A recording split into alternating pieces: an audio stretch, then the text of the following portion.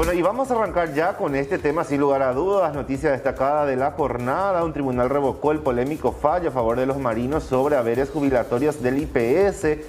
Este mediodía, cerca de la 1 ya, desde la previsional dieron una conferencia de prensa y esto es lo que decían. En 2016, la Corte Suprema de Justicia dictó una sentencia de inconstitucionalidad declarando inaplicables los artículos 3 y 4 de la Ley 98/92, en los cuales en uno de ellos se establece el tope máximo para el pago de los haberes jubilatorios. Fue planteada por personas que estaban vinculadas al sector de los navegantes, de la navegación. Bien, a raíz de eso y luego de algunas medidas planteadas por la institución, por el Instituto de Previsión Social, dentro de la propia inconstitucionalidad, se vio la necesidad de iniciar el juicio de acción autónoma de nulidad. Entendido como el juicio que plantea a toda persona física o jurídica que se sienta afectada en sus derechos legítimos por un proceso del cual no fue parte, como fue el juicio de inconstitucionalidad. De parte actora, el Instituto de Previsión Social solicitó que se dicte una medida cautelar de suspensión de los efectos de la sentencia de inconstitucionalidad. Esa medida cautelar fue primeramente rechazada por la magistrada de primera instancia y a raíz de esa resolución fue apelada. Hoy se conoció la resolución, el auto interlocutorio número 458, de fecha de hoy de la sexta sala, por la cual revoca la resolución de primera instancia y hace lugar al pedido de la medida cautelar bajo la figura de no innovar,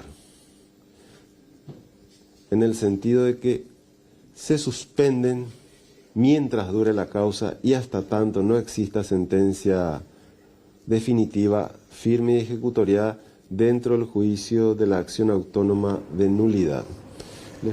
Bueno, este tema lo veníamos hablando en reiteradas ocasiones con Pedro Aley y hoy lo tenemos en comunicación para hablar con él con relación a esta determinación adoptada por el Tribunal de Apelación en lo Civil y saber cómo acompaña esto. Don Pedro, ¿cómo estás? Buenas tardes. Rolando, Fernanda, a la orden. Bueno, don Pedro, ¿cómo ve este fallo del Tribunal de Apelación en lo Civil con relación a los 126 marinos mercantes? Bueno, punto uno, felicito eufóricamente a la dirección jurídica del Instituto de Previsión Social por haber logrado esta victoria procesal, ¿verdad? En segundo lugar, hay que entender bien que el alcance de esta medida cautelar no es la revocación del fallo, es suspender las reliquidaciones de los accionantes, es decir, que han estado latentes hasta que se resuelva la cuestión de fondo. De hecho, el contenido del fallo aún no ha sido tratado por la Corte Suprema a efecto de revocarlo o no. En tercer lugar, sí, una crítica no solo al Instituto de Previsión Social, a la administración pública en general y al Estado. Siempre tenemos que esperar que la gente les advierta para que hagan las cosas que tienen que hacer. Siempre tenemos que esperar que los jubilados salgan a la calle para que hagan lo que tienen que hacer. Siempre tenemos que esperar a destituir funcionarios técnicos para que hagan las cosas que tienen que hacer. Más en una institución que se llama previsión social, que supongo que debe prever las cosas. ¿Por qué ser tan reactivo siempre? Esa es la crítica fraterna que hago al instituto.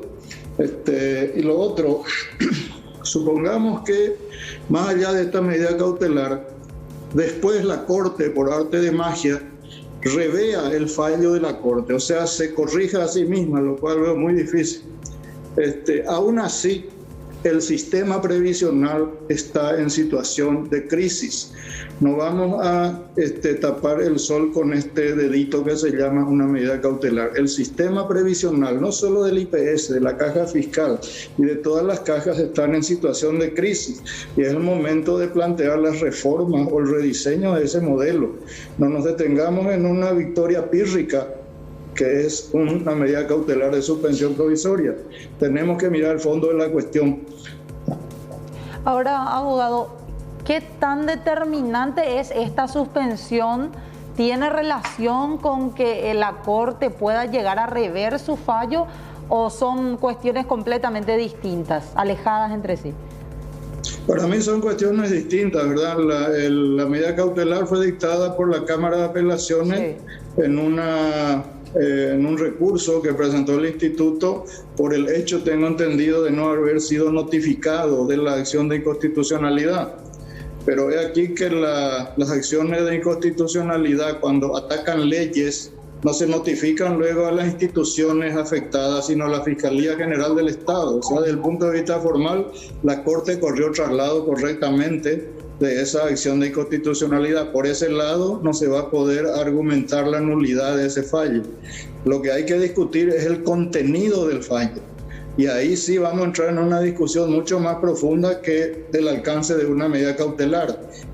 ¿Cuál es ese alcance? Que la Corte Suprema, a través de esa sentencia, legisló, penetró en el ámbito del poder legislativo y cambió el modelo previsional. Sí. Eso es lo grave. Y eso implica la ruptura del orden republicano de independencia de poderes. Así de grave es la cosa. No una medida cautelar temporal que felicitamos a los actores, a los gestores, sea quien sea el abogado o los abogados. Está muy bien, les felicitamos. Pero la próxima no esperen que se les avise, reaccionen a tiempo. Para eso están ahí, para eso cobran esos salarios. ¿Cree que esto obedece también de alguna manera, don Pedro, a la advertencia que usted había hecho, después todo lo que fue tomando, la proporción que fue tomando la discusión en torno al tema de la caja de jubilación? Y por supuesto que el primer, por decirlo jocosamente, el primer bocabicho fui yo. Ya se apagó ese bocabicho, pero después empezaron a explotar los petardos en la calle en la mano de los jubilados y de la gente que empezó a darse cuenta de que esta no es una cuestión mínima. Los únicos que tardaron en reaccionar fueron la autoridad del IPS, lamentablemente, pero lo hicieron a tiempo, lograron una medida cautelar por lo menos ya. Ahora bien, este tema no se agota acá, este tema sigue. ¿Por qué? Porque el problema de fondo es la situación de default inminente en el corto plazo en el que se encuentran la mayoría de las cajas previsionales en Paraguay. Y allá en el mediano plazo, ponerle en 15 años o menos si te descuidas, la situación de riesgo en que se encuentran los fondos previsionales del IPS. Ese es el problema que hay que discutir y que hay que debatir. No centrarnos en este fuego artificial de la medida cautelar, que está muy bien, le felicitamos a todo el mundo, pero es un bocabicho nomás en una guerra de armas nucleares. Para entender, abogado, y también para que esa gente aportante que nos está viendo entienda, no es que se suspendió el fallo de la Corte, sino lo que se suspende es la medida que les permitía a ellos cobrar más de lo debido, ¿es así? Exactamente, se dispuso que estos 126 accionantes no se les reliquide haberes jubilatorios de 80, 90 o 100 millones hasta que se resuelva el fondo de la cuestión.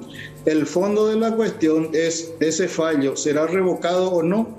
Y si no es revocado, pues tendremos jubilados VIP dentro de poco. Y si es revocado, bueno, ahí sí podemos hablar de una victoria jurídica, judicial importante que va a sentar precedencia en los anales de la historia paraguaya. Pero por el momento es una victoria pequeñita, importante, una buena señal. Para mí, por lo menos, una señal de que el IPS tomó interés en el tema.